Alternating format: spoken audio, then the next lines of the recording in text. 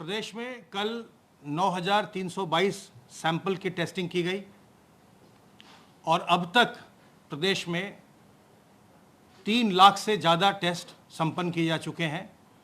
जो कुल आंकड़ा है टेस्टिंग का अभी तक वो 3,08,398। आइसोलेशन वार्ड्स में इस समय 3,448 लोगों को रखकर उनकी चिकित्सा की जा रही है, जो विभिन्न चिकित्सालयों में अथवा चिकित्सा महाविद्यालयों में हैं और इनका इलाज चल रहा है। फैसिलिटी क्वारंटाइन में इस समय 8,031 लोग हैं जिनके सैंपल लेकर उनकी जांच की जा रही है। जो लोग आइसोलेशन वार्ड्स में भर्ती हैं उनमें से 68 लोगों को 68 को ऑक्सीजन सपोर्ट दिया जा रहा है और 4 लोग इस समय वेंटिलेटर पर हैं, 4 मरीज वेंटिलेटर पर हैं। टेस्टिंग में पूल सैंपलिंग का हम लगातार उपयोग कर रहे हैं और कल 798 5-5 सैंपल के पूल लगाए गए और 95 10-10 सैंपल के पूल लगाए गए। आरोग्य सेतु ऐप का उपयोग प्रदेश सरकार लोगों को कोरोना वायरस के संक्रमण के बारे में अलर्ट करने के लिए लगातार इस्तेमाल कर रही है। जो भी अलर्ट जनरेट होते हैं इस ऐप से उसकी सूचना हमारे पास आती है और हम लोगों को फ़ोन करके अपने स्टेट के हेडक्वार्टर से उनका हालचाल पूछते हैं। अब तक 54,397 लोगों को हमारे स्टेट के हेडक्वार्टर से, जिन्हें भी ऐप से अलर्ट्स जनरेट हुई हैं, उनको फ़ोन किया जा चुका है। इसमें से 64 लोग संक्रमित होने के पश्चात पूर्णतः उपचारित होकर डिस्चार्ज हो चुके हैं। 137 लोग अभी संक्रमित हैं और विभिन्न अस्पतालों में चिकित्सा करवा रहे हैं और 2,083 लोगों ने बताया है कि वो इस समय क्वारंटाइन में हैं। आपके माध्यम से मैं ये लोगों से अनुरोध करना चाहूँगा कि अगर आप में किसी प्रकार के लक्षण आते हैं, वैसे हमारी टीमें घर घर जाकर जांच पड़ताल भी करती हैं और जो प्रवासी कामगार आ रहे हैं उनकी जांच पड़ताल, उनका हालचाल पूछने का कार्य आशा वर्कर्स के द्वारा निरंतर किया जा रहा है और अगर उनमें कोई लक्षण पाए जा रहे हैं तो उनकी हम जांच भी करवा रहे हैं सैंपल लेने के पश्चात। लेकिन अगर किसी भी व्यक्ति को अगर ऐसा लगे कि उसमें कोई लक्षण आ रहे हैं, अगर आपको बुखार हो रहा है, अगर आपको खांसी हो रही है, अगर आपको सांस लेने में तकलीफ हो रही है, तो तत्काल जिला चिकित्सालय जाएं या नज़दीक के सरकारी अस्पताल जाइए, सलाह लीजिए, अपनी जांच करवाइए और अगर संक्रमण पाया जाता है तो उसका इलाज करवाइए। जांच की व्यवस्था और इलाज की व्यवस्था सरकार की ओर से बिल्कुल निःशुल्क है, इसलिए बिल्कुल संकोच न करें। अगर आप संकोच करेंगे तो आपको बाद में परेशानी हो सकती है। जो भी मामले जिनमें जटिलताएं आ रही हैं उनमें यही देखा जा रहा है कि जो लोग विलंब से आ रहे हैं, जो अपनी बातों को छुपा रहे हैं, अपनी बीमारी को नहीं बता रहे हैं, उन्हें बाद में जटिलताएं हो रही हैं। जो लोग जैसे ही उनकी सांस फूलने लगे या उनको खांसी बार बार आने लग जाए या बुखार हो, वो तत्काल अपनी जांच पड़ताल करवा ले रहे हैं, उन्हें कोई समस्या नहीं हो रही है और वो बिल्कुल स्वस्थ होकर के घर लौट रहे हैं। इसलिए आप सबों से मेरा अनुरोध है कि अगर आप में कोई लक्षण आए और अगर आपको लगता है बुखार है, आपके घर में कोई थर्मामीटर है, उससे आप जांच कर लें और अगर आपको बुखार है तो तत्काल सलाह लीजिए। अगर आपको खांसी हो रही है बार बार, अगर आपकी सांस फूल रही है, सलाह लीजिए और आप हमारे हेल्पलाइन नंबर 1800 180 51 45 पर भी फ़ोन करके सलाह ले सकते हैं। सर्वेलेंस का कार्य हमारा लगातार चल रहा है। अब तक 14,268 इलाकों में, जिनमें 3,989 हॉटस्पॉट इलाके हैं और 10,279 नॉन हॉटस्पॉट इलाके हैं, इनमें सर्वेलेंस का कार्य हुआ है। 1,03,433 टीम दिवस के माध्यम से 80,15,712 हाउस होल्ड्स का सर्वेलेंस किया गया है, जिसमें 4,07,20,044 लोगों को सर्वेलेंस में लिया गया है। 4 करोड़ से भी अधिक जनसंख्या का सर्वेलेंस अभी तक हमारी टीमों के द्वारा किया जा चुका है। आशा वर्कर्स के द्वारा अब तक 12,03,680 प्रवासी कामगारों की ट्रैकिंग की जा चुकी है। और इनमें से 1102 लक्षणों वाले पाए गए हैं, जिनका सैंपल लेकर के उनकी जांच की जा रही है। बार बार आपके माध्यम से अनुरोध करने का हम नतीजा देख रहे हैं कि जो हमारे बुजुर्ग हैं उनका प्रतिशत संक्रमित लोगों में लगातार घट रहा है। जब हम लोगों ने ये प्रेस कॉन्फ्रेंस प्रारंभ किया था, उस समय जो 60 साल से अधिक उम्र के लोग हैं उनका प्रतिशत कुल संक्रमित लोगों में से 9% के आसपास हुआ करता था।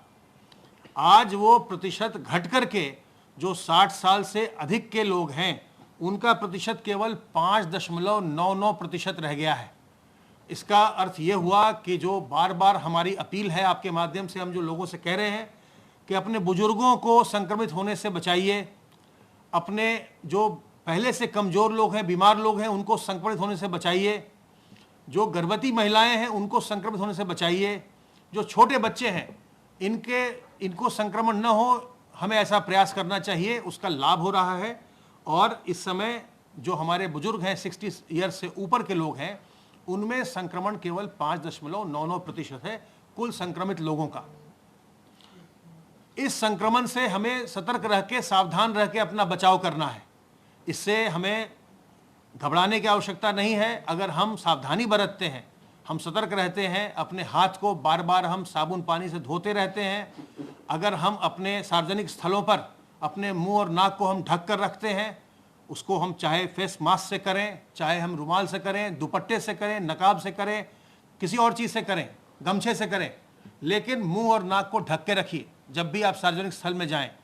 और जब भी आप किसी से मिलें, किसी के पास जाएं, तो 2 गज की दूरी ये है बहुत ज़रूरी।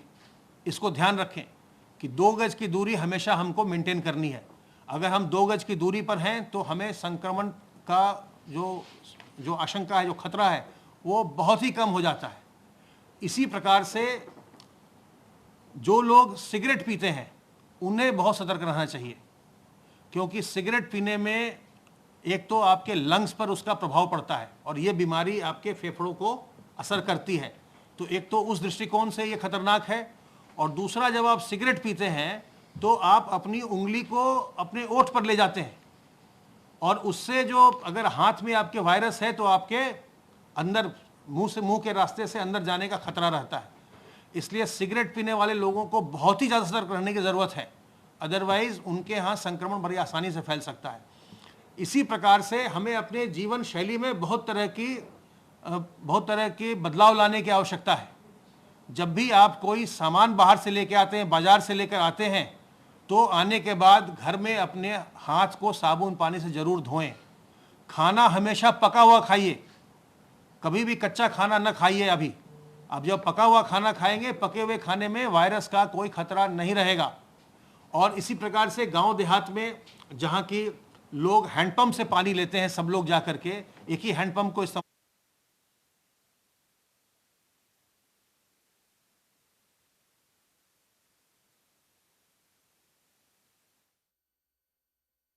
जब भी आप ऐसी सतहों को छुएं जिसको बहुत लोग छू रहे हैं, तो उसके बाद जब आप एक तो अपने चेहरे को, मुंह और नाक और आंख को छूने से बचिए, और अगर आप छू भी रहे हैं तो उसके पहले अपने हाथ को साबुन पानी से या सैनिटाइजर से साफ कर लीजिए, ताकि कोई भी संक्रमण, कोई वायरस न रहे। यही रास्ता है वायरस के जाने का, कोरोना वायरस के जाने का रास्ता यही है। वो हाथ के रास्ते, या कोई सिर्फ सामने छींकता खांसता है तो मुंह, नाक और आंख के रास्ते आपके अंदर जाता है। अगर आप इस बात का ध्यान रखेंगे तो संक्रमण की जो चेन है उसको आप तोड़ देंगे, और संक्रमण की चेन तोड़ करके ही हम इस पर नियंत्रण कर सकते हैं। संक्रमण पर हम नियंत्रण संक्रमण की चेन को ब्रेक करके ही कर सकते हैं। हर एक व्यक्ति को यह प्रयास करना है कि हम संक्रमण की श्रृंखला को बढ़ने न दें, बल्कि हम उसे तोड़ दें।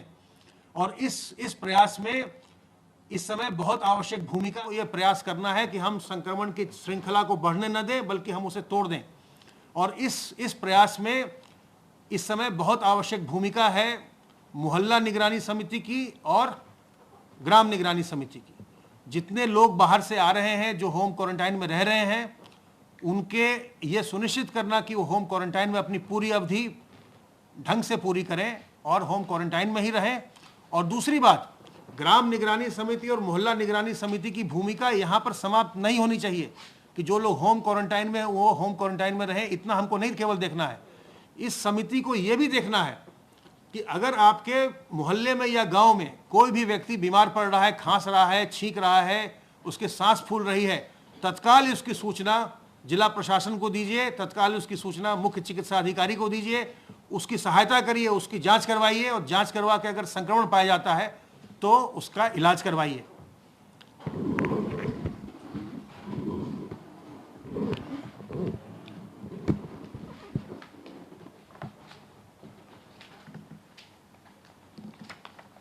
माननीय मुख्यमंत्री जी ने आज लोक भवन में 10:30 बजे टीम 11 की बैठक आयोजित की।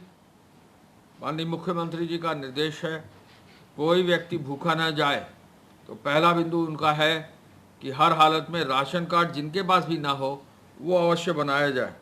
मुख्यमंत्री जी ने जो 4 राउंड राशन दिया गया है, 5वें राउंड का राशन बंट रहा है, इस पर संतोष व्यक्त किया और ये कहा कि 2 महीने में जो भी नए राशन कार्ड बन रहे हैं उनको जो है जल्दी से जल्दी बनवाया जाए। ज़रूरतमंदों को खाद्यान्न देने में मुख्यमंत्री जी ने कहा कि हमारा प्रदेश एक एक व्यक्ति के लिए तत्पर है कि उसको कहीं भी किसी भी तरह की दिक्कत ना हो।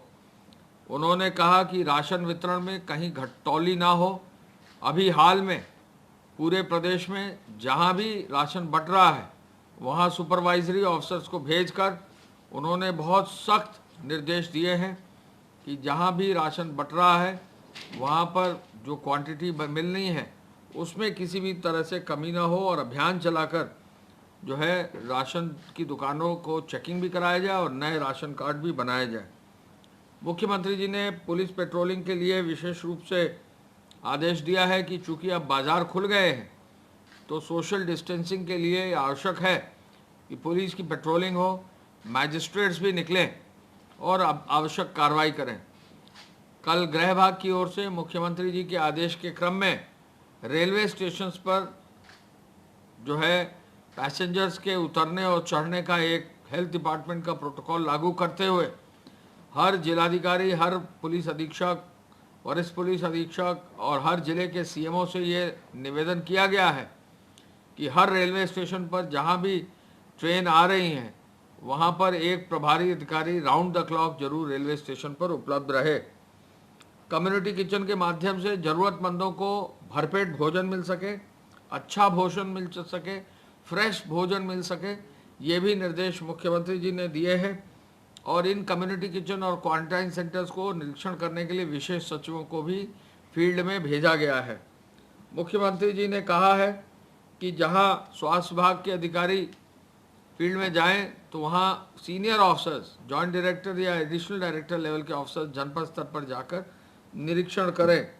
इन अधिकारियों को इमरजेंसी सेवाओं को भी और जहां आवश्यकता है वहां ऑपरेशन की भी व्यवस्था सुनिश्चित करने का निर्देश उनको दिया गया है। मुख्यमंत्री जी ने कहा है कि कोविड की जंग जो है उसको हर स्तर पर सतर्क रह के लड़ने की आवश्यकता है और इसमें सभी लोगों को समन्वय बनाकर आगे ले जाने की आवश्यकता है। मुख्यमंत्री जी का ये मत है कि जो हमारे 6 मेडिकल कॉलेज हैं ये सबसे सेंसिटिव हैं। जो 6 मेडिकल कॉलेज सेंसिटिव हैं वो है आगरा, मेरठ, कानपुर, अलीगढ़, मुरादाबाद और फिरोजाबाद। मेडिकल कॉलेजेस में विशेष रूप से काम हुआ है। इस बीच में मेडिकल कॉलेजेस में एवं राज्य की केंद्रीय संस्थाओं में जो है 22 अपनी प्रयोगशालाओं में काम होना शुरू हुआ है। कुल मिला के 31 प्रयोगशालाओं में काम शुरू हुआ है, लेकिन मेडिकल कॉलेजेस की प्रयोगशाला में जो है अब काम शुरू हुआ है। और आपको बताकर ये खुशी है कि मुख्यमंत्री जी के निर्देशानुसार लगभग 11-12 ऐसे नए टेस्टिंग लैब्स के लिए भी टेंडर अब जो है मेडिकल कॉलेजेस द्वारा, चिकित्सा शिक्षा विभाग द्वारा कर दिया गया है, जिससे कि उनको हर हालत में आगे बढ़ाया जा सके। मेडिकल कॉलेजेस को मजबूत करने के लिए 52 dedicated Covid hospital medical colleges में केवल बनाए गए हैं, जिनकी क्षमता 2500 से अधिक है।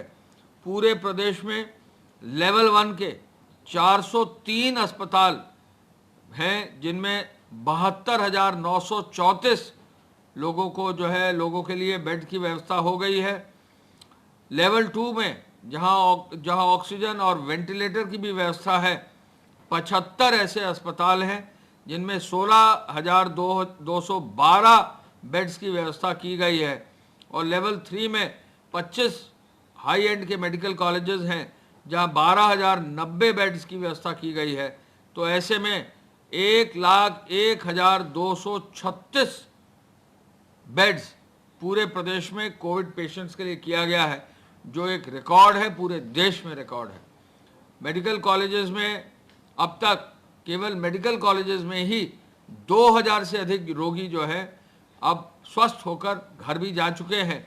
और इन मेडिकल कॉलेजेस में डेडिकेटेड कोविड अस्पताल के अतिरिक्त डायलिसिस के लिए भी कोविड लेबर रूम भी और कोविड ऑपरेशन थिएटर भी वेंटिलेटर युक्त स्थापित किए गए हैं। यानी यदि कोई कोविड पेशेंट है जिसको डायलिसिस की ज़रूरत है, यदि कोई कोविड पेशेंट है, महिला है जिनको लेबर रूम में जाना है, यानी प्रेग्नेंट मदर है, या कोविड कोई पेशेंट है जिनका ऑपरेशन होना है, उसकी भी व्यवस्था जो है वेंटिलेटर युक्त आईसीयू की भी व्यवस्था मेडिकल कॉलेजेस में कर ली गई है। जो पैरामेडिक्स और वेंटिलेटर जो ऑफिसर्स हैं, चिकित्सक हैं, उनकी ट्रेनिंग मेडिकल कॉलेज में 13 प्रकार की ट्रेनिंग की गई, 13 ट्रेनिंग्स अलग अलग प्रकार की गई हैं। और इसके साथ साथ 28,000 एनसीसी कैडेट्स को भी मेडिकल एजुकेशन विभाग द्वारा ट्रेन किया गया है। तो जहां एक और स्वास्थ्य विभाग इस पूरे प्रकरण में, पूरे इस कोविड अभियान में अग्रणी भूमिका निभा रहा है, मेडिकल एजुकेशन डिपार्टमेंट द्वारा भी तेज़ी से जो हाई एंड कार्य है उसको सुनिश्चित किया जा रहा है। और दोनों विभागों पर निरंतर मुख्यमंत्री जी प्रतिदिन उनका अनुसरण सुनिश्चित कराते हैं। मेडिकल कॉलेजेस में और अस्पतालों में जो पीपीई किट, मास्क और 3 लेयर मास्क और ग्लव और सैनिटाइज़र है, इसकी अब पर्याप्त उपलब्धता हो गई है।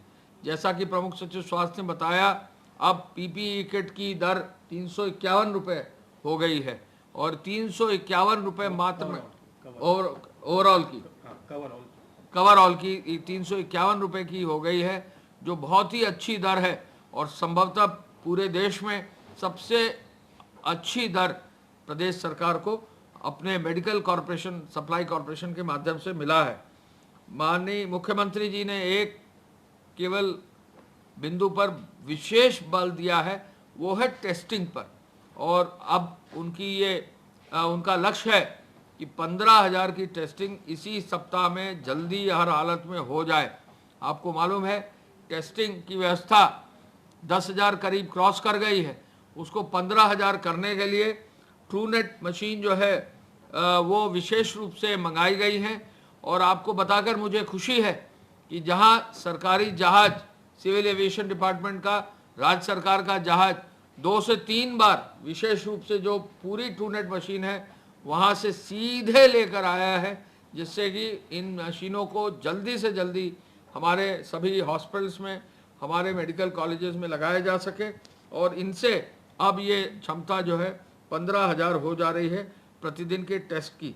वेंटिलेटर्स को भी क्रियाशील किया गया है और साथ में पुलिस बल और सुरक्षा कर्मियों को भी, मेडिकल टीम को भी संक्रमण से बचने के लिए निर्देश दिए गए हैं।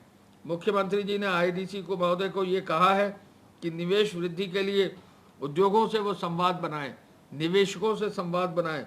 गेहूं क्रय केंद्र में एपीसी साहब को ये निर्देश दिया है कि ज़्यादा से ज़्यादा गेहूं क्रय की कार्रवाई सुनिश्चित की जाए, जिससे कि गेहूं क्रय की प्रक्रिया में किसी प्रकार की कोई कठिनाई ना हो। जहां तक ट्रेन्स का आने का सवाल है, अब जो है कुल मिला के 1612 ट्रेन सुबह तक आ चुकी थी, 22,80,000 लोग आ चुके थे। आज 4 ट्रेन हमारे प्रदेश में आएंगी, 2 तमिलनाडु से, 1 कर्नाटक से, 1 केरल से।